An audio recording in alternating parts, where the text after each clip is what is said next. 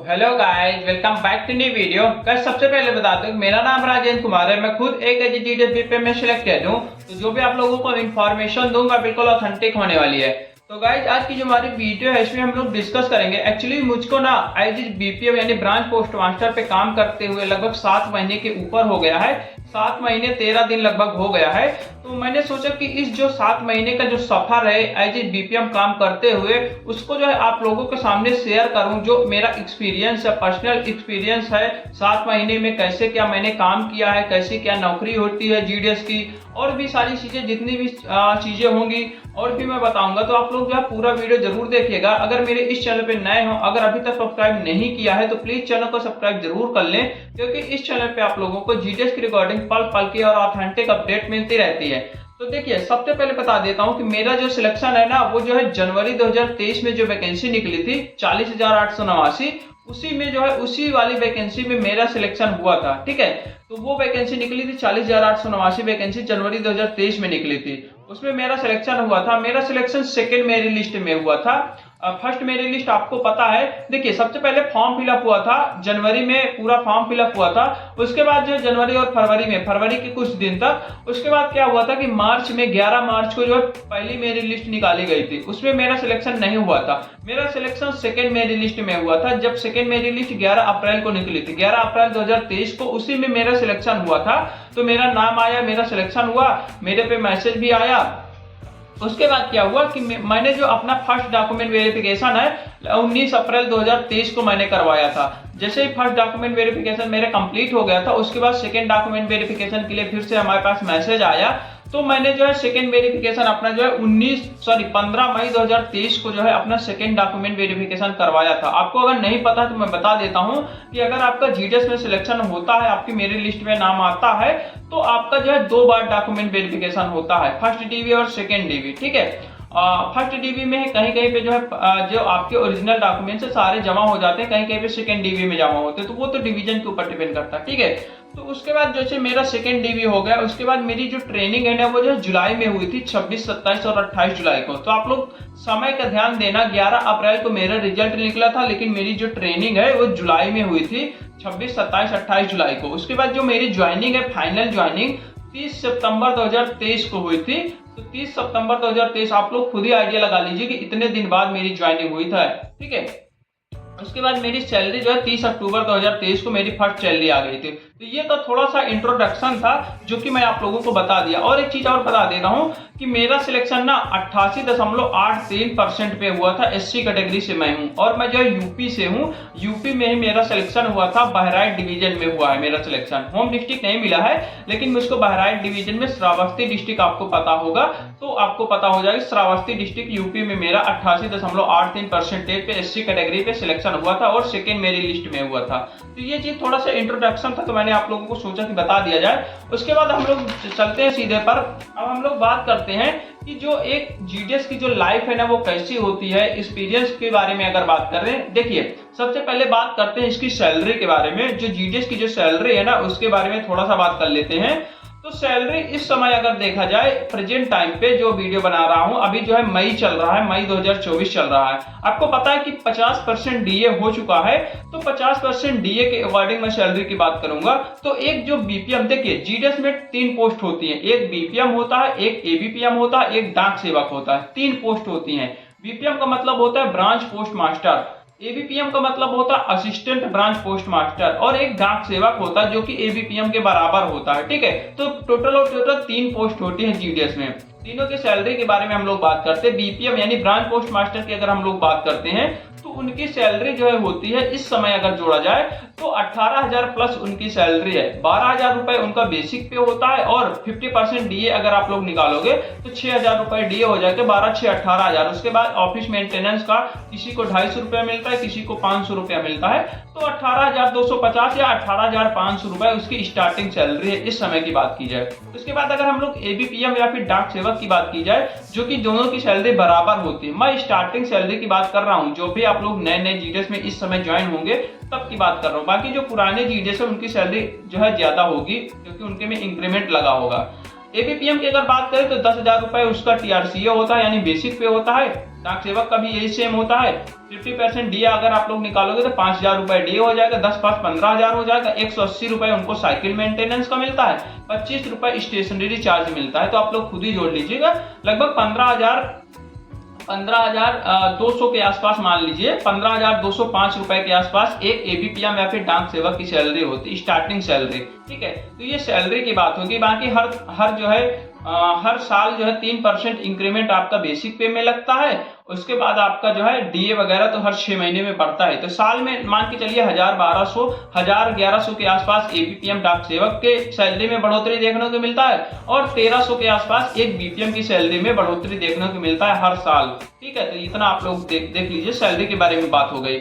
उसके बाद अब हम लोग थोड़ा सा बात करते हैं कि जॉब प्रोफाइल या फिर वर्क प्रोफाइल के बारे में। वर्क कैसा क्या होता है, देखिए तीनों का वर्क अलग अलग होता है। अगर हम लोग बीपीएम की बात करें, एक ब्रांच पोस्ट मास्टर की बात करें, तो देखिए ब्रांच पोस्ट मास्टर का काम प्रायः ये होता है कि आपको पता है कि जो पोस्ट ऑफिस है, ब्रांच पोस्ट ऑफिस है, जो गांव पे रूरल एरिया में बनाया जाता है, उसको सरकार एक प्रकार से मिनी ब्रांच बना रही है। जैसे कि आप किसी भी बैंक की जो एक छोटी सी शाखा नहीं होती है, मिनी ब्रांच जिसे हम लोग कहते हैं, तो उसी के रूप में पोस्ट ऑफिस को अब जो है दर्जा दिया जा रहा है। क्योंकि पोस्ट ऑफिस का काम अब ना धीरे धीरे बढ़ाया जा रहा है। बढ़ाया इसलिए जा रहा है क्योंकि ग्रामीण इलाके में आपको पता है कि बैंकिंग सुविधाएं कम होती हैं। तो ग्रामीण इलाकों में बैंकिंग सुविधाएं को बढ़ाने के लिए पोस्ट ऑफिस को सारा काम दिया जा रहा है। एक बैंकिंग बनाया जा रहा है, पोस्ट ऑफिस को एक बैंकिंग की श्रेणी में रखा जा रहा है इस समय। क्योंकि क्या है कि इंडिया पोस्ट पेमेंट बैंक जब से आया हुआ है ना, तब से जो पोस्ट ऑफिस का जो काम है वो लगभग बढ़ चुका है, अच्छे खासे लेवल पर पहुंच गया है। अगर इंडिया पोस्ट पेमेंट बैंक अगर इस पर मर्ज ना होती तो पता नहीं क्या होता आज पोस्ट ऑफिस का। लेकिन देखिए, अब बीपीएम की अगर बात करें ना, तो बीपीएम का काम क्या होता है कि जैसे कि मान के चलिए एक मिनी ब्रांच मैनेजर होता है। जैसे एक बैंक का जो मैनेजर होता है पूरा संभालता है ना पूरा बैंक को, उसी प्रकार एक बीपीएम का जो काम होता है वो जो है एक जो ब्रांच ऑफिस है, गांव पे पोस्ट ऑफिस जो बनाया जाता है, उसका जो मालिक होता है वो बीपीएम होता है। ये आप लोग समझ लीजिए, यानी कि उसका जो मुख्य होता है वो बीपीएम होता है। बीपीएम का प्रायः काम ये होता है कि जैसे कि आपके पोस्ट ऑफिस में खाता का खोलना हो गया, पैसा का लेन देन हो गया, जमा निकासी हो गया, SB RD TD account open हो गया, उसके बाद जमा निकासी हो गया, पीएलआई आरपीएलआई जो पॉलिसियां होती हैं, इंश्योरेंस होता है उसको करना, आईपीपीबी का काम करना, उसके बाद जो भी डाक आती है आपके एसओ से, उस डाक को जो है रजिस्टर पे चढ़ाना हो गया। ठीक है, उसके बाद जो है आपका जो है सारे के सारे रजिस्टर को मेंटेन करना होता है। तो ये सारी जिम्मेदारियां एक बीपीएम को दी जाती हैं।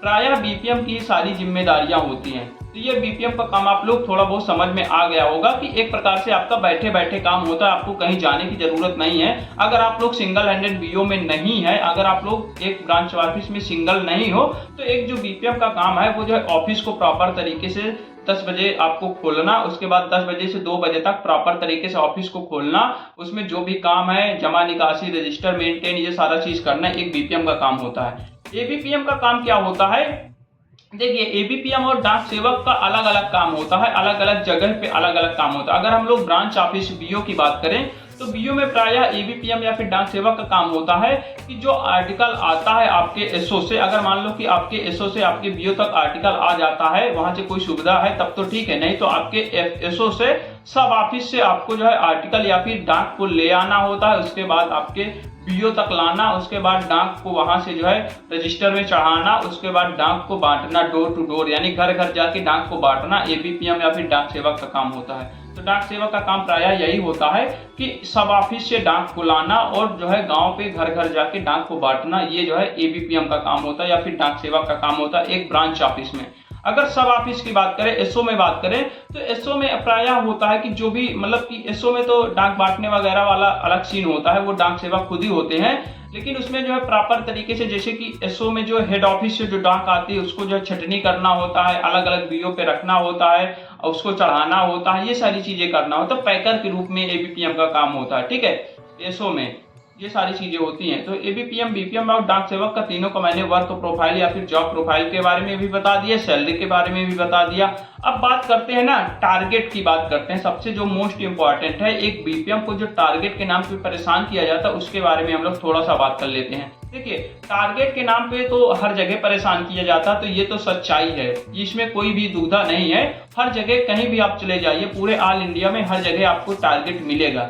टारगेट एक्चुअली दिया क्यों जाता है ना, क्योंकि क्या होता है कि 1 अप्रैल से लेकर 31 मार्च तक एक फाइनेंशियल ईयर होता है बैंकिंग के उसमें, तो उस फाइनेंशियल ईयर में आपको जो है 1 साल में कितना काम करना है, तो उसके हिसाब से वो लोग टारगेट फिक्स करते हैं हर महीने प्रॉपर तरीके से। मान के चलिए कहीं कहीं पे वो डिवीजन के ऊपर डिपेंड करता है, कहीं कहीं पे बोलते हैं कि हर महीने आप 50 खाता खोलिए, SB, RD, TD, PLI, RPLI, SSC, ये सारी चीज हर महीने 50 खाता खोलिए। 50 खातों का टारगेट वो लोग इसलिए देते हैं क्योंकि पूरा तो होता नहीं है 50 खाता, तो 50 खातों का टारगेट अगर देंगे तो 15-20 खाता हर बीओ से मिल जाएगा, इसीलिए वो लोग थोड़ा सा ऊपर लेवल का टारगेट देते हैं।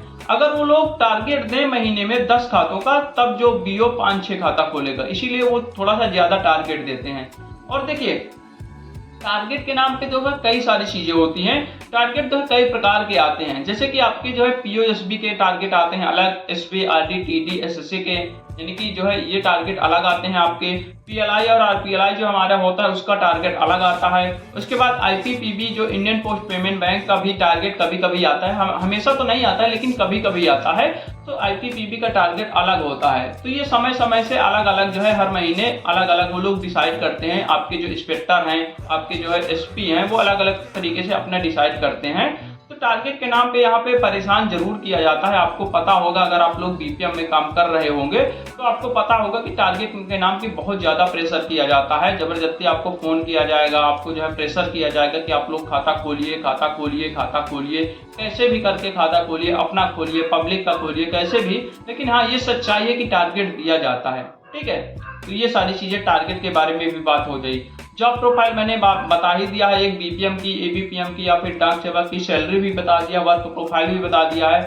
अब बात करते हैं, जैसे कि मुझको जो है लगभग 7-7.5 महीने के आसपास काम करते हो गया एक बीपीएम में, तो मेरा एक्सपीरियंस यही है कि भाई इतना मतलब बेकार नौकरी नहीं है। अगर आप लोग काम करोगे अच्छे से, आप लोग प्रॉपर तरीके से समय से, अगर आप लोग डाक खाने या फिर पोस्ट ऑफिस को खोलोगे, जो भी समय है 10 बजे से 2 बजे तक, अगर आप लोग प्रॉपर तरीके से जब भी गांव पे जाओगे और समय से खोलोगे, तो आपके गांव के जो भी हैं, जो भी पोस्ट ऑफिस उस गांव पे है, उस गांव के सारे लोग आपको जान जाएंगे, धीरे धीरे करके सबको पहचानने लगेंगे। और उनका एक समय फिक्स हो जाएगा कि 10 बजे से 2 बजे तक हमारा डाक खाना खुलेगा, उसी समय पे हम जाएंगे तो हमारा काम भी हो जाएगा। और जब आप लोग उस गाँव पे अच्छी सुविधाएं दोगे ना, समय से डाक खाना खोलोगे, समय से पैसा जमा निकासी करोगे, सब कुछ समय से करोगे, तो लोग आपके ऊपर विश्वास जताएंगे। जब विश्वास जताएंगे तो जाहिर सी बात है आपको काम मिलेगा। तो ये चीज है, आपको मतलब इतना ज्यादा परेशान नहीं होना है।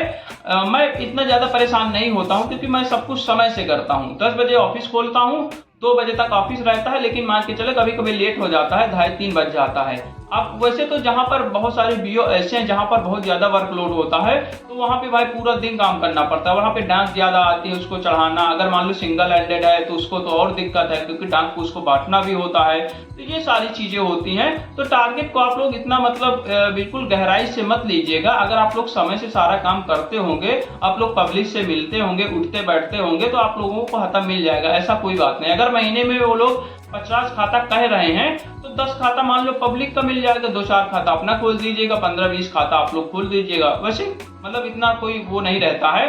दिक्कत तो होती है पीएलआई आरपीएलआई में, इंश्योरेंस करने में दिक्कत होती है, क्योंकि इंश्योरेंस आप लोग बार बार अपना कर नहीं सकते हो, कर सकते हो लेकिन उतना पैसा कहाँ होता है। तो पब्लिक का इंश्योरेंस करना जरूरी होता है, उसमें थोड़ा सा दिक्कत होती है। इंश्योरेंस का टारगेट वैसे कम ही आता है, महीने में 2-4 हजार 5,000 का प्रीमियम वो लोग मांग लेते हैं, लेकिन उसमें ज्यादा परेशान होने की आपको जरूरत नहीं है। तो ये सारी चीजें। तो बाकी 7 महीने का जो मेरी जर्नी है, लगभग मुझको जो है 7 महीने हो गया, 7 महीने 7.5 महीने के आसपास हो गया है। तो कैसे क्या 7 महीने कट गया है मुझको समझ में नहीं आया है, क्योंकि क्या है ना, मेरा जो शेड्यूल है वो जो है बिल्कुल फिक्स होता है। सुबह जो है मुझको 7 बजे के आसपास उठना है, उसके बाद अपने से, क्योंकि भाई मैं अकेले रहता हूँ, इस यहाँ पे जो है रूम लेके अकेले रहता हूँ, तो मुझको सारा काम अपने से करना पड़ता है। सब कुछ खाना बनाना, खाना नहाना, कपड़ा धोना, ये सारी चीजें 10 बजे तक मैं फाइनल कर देता हूँ, 7 बजे से 10 बजे तक। उसके बाद 10 बजे जो है अपना ऑफिस खोल लेता हूँ, क्योंकि मैं बीओ में ही रहता हूँ, जहाँ पर मेरा पोस्ट ऑफिस है उसी बीओ में मैं रूम लिया हूँ, वहीं पे मैं रहता हूँ। तो मुझको ज्यादा कुछ टेंशन लेने की जरूरत नहीं, क्योंकि मैं डबल हैंडेड हूँ, मेरे एबीपीएम है। तो मुझे कहीं कहीं जाने की ज़रूरत नहीं पड़ती है। मीटिंग वूटिंग में कभी कभी जब बुलाते हैं तभी जाते हैं, बाकी और मुझे कहीं नहीं जाना पड़ता है। यहीं पे मैं सुबह जाता हूँ, 10 बजे ऑफिस खोलता हूँ, उसके बाद 10 बजे से 2 ढाई बजे तक ऑफिस में रहता हूँ, सारा काम निपटाता हूँ। उसके बाद 3 बजे के आसपास मैं अपने रूम पे चला आता हूँ। कभी कभी थोड़ा सा डाक आने में लेट हो जाता है तो वो मैनेज हो जाता है, कोई दिक्कत नहीं है, ठीक है।